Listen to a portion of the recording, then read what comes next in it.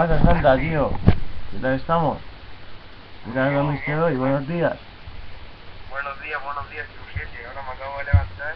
Qué buena hora, la 1:30, o sea, no hay nada que hacer. Joder, macho, sí que has dormido bien, ¿no?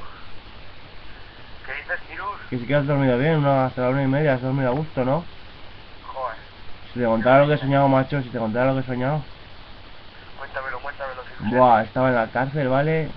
Y un colega mío que tenía ahí en el talego, pues amenazaba a la peña y tal. Y iba a reventar a los funcionarios, lo solucioné todo con mano izquierda.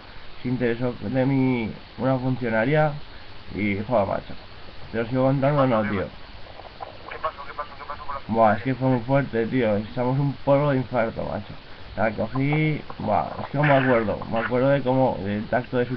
Buah, que chorrete tenía, maño. Vaya cotorro.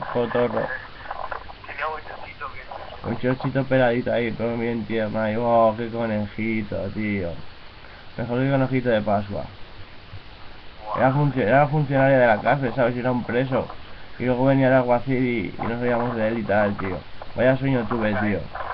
¿Era algo así, se unía también o qué? Un trío quería hacer el cabrón. Era algo así, no sabe nada entonces. Es listo, ¿verdad, Santa, el pavo? Joder, tío, ¿y cómo acaba el sueño?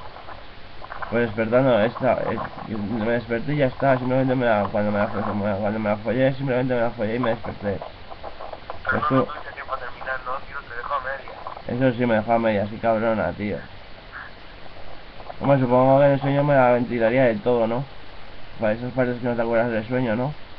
Esta noche lo sueño otra vez, seguro. Sí, seguro, Ciru, tío. ¿y no has soñado con la lucha o qué? Son pesadillas eso más bien, ¿eh? Que las luchas más bien son pesadillas. Puto Cirusco. El Horus, el ojo que todo lo ve. Y para los que estáis viendo el vídeo, este es DJ Santa, el puto jefe. Todas las mañanas me despierto con él y con un Edén. ¿Qué pasa? Que no le guste que le den, Diego. Yeah.